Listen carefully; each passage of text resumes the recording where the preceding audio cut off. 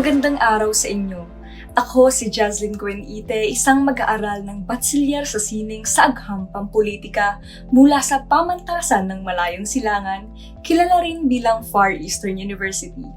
Nais kong ibatid sa inyo ang isa sa mga artikulong nakakuha ng aking pansin. Ako ay umaasang mahihikayat kayong basahin rin ito at maudyok na mas maging sangkot sa mga panlipunang issue na siyang patuloy na nakakaapekto sa ating mga buhay. Ang artikulong aking napili ay tumatalakay sa epekto ng pandemyang COVID-19 sa mga institusyong pang-edukasyon sa Pilipinas, partikular sa pagsasagawa ng flexible learning bilang alternatibong paraan upang maipagpatuloy ang kalidad ng edukasyon sa gitna ng krisis. Ipinapakita rito ang mga kinakailangang pagbabago sa kurikulum, kagaya ng pagbabago sa pang-akademikong kalendaryo na nakasanayan ng nagsisimula tuwing Hunyo hanggang Marso, istruktura ng pagtuturo, at mga patakarang pang-akademiko upang maihanda ang mga institusyon sa pagsusulong ng makabagong sistema ng pagkatuto. Isa sa mga pangunahing tinalakay ng artikulo ay ang pagkilala sa hamon ng kakulangan sa teknolohiya. Nagbibigay diin ito sa malaking isyu ukol sa kakayahan ng mga mag-aaral na makamit ang mga kagamitang ito sa kanilang pag-aaral na nagiging pangunahing balakid sa implementasyon ng flexible learning. Bukod pa rito, ang kawalan ng sapat na kagamitan at mababang kaalaman sa computer ay lumilikha rin ng hindi pantay na oportunidad sa pagitan ng mga mag-aaral mula sa iba't ibang antas ng lipunan. Bagaman nabanggit na isa pa ring oportunidad na nagkaroon ng pagkakataon na makapag-aral sa gitna ng pandemya. Isa pang mahalagang punto na nabanggit sa artikulo ang pangangailangan ng masusing paghahanda at pagsasanay para sa mga guro at mag-aaral upang maging epektibo ang flexible learning.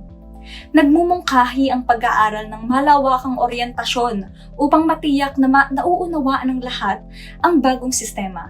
Binibigyang pansin nito ang kahalagahan ng kaalaman sa pedagohiya at teknolohiya para sa epektibong pagtuturo at pagkatuto.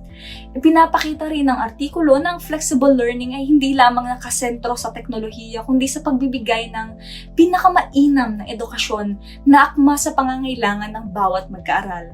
Dahil ang sistemang ito ay naglalayong maabot ang mas maraming mag-aaral at maitaguyod ang dekalidad na edukasyon sa kabila ng hindi inaasahang hamon kagaya ng COVID-19.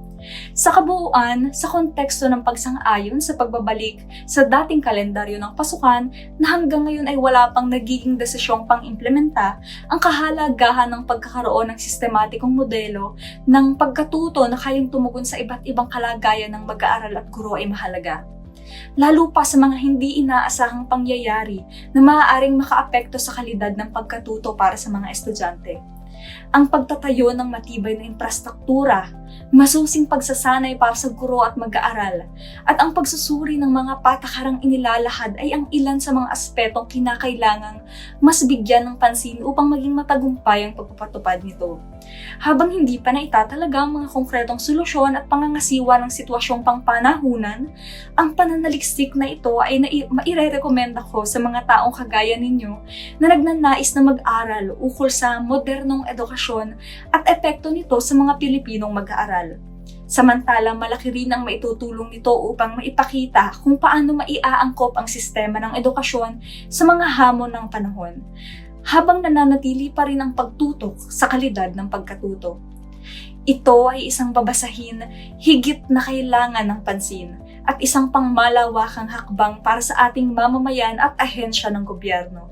Ito ay maaari ring maging gabay para sa guro at mag-aaral sa pagpaplano ng makabagong pamamaraan ng pagtuturo at pagkatuto na angkop sa hinaharap.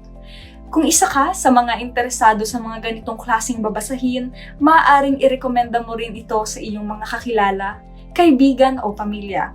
Muli, ako si Jaslyn Guenite at ako ay lubos na nagpapasalamat sa inyong pakikinig.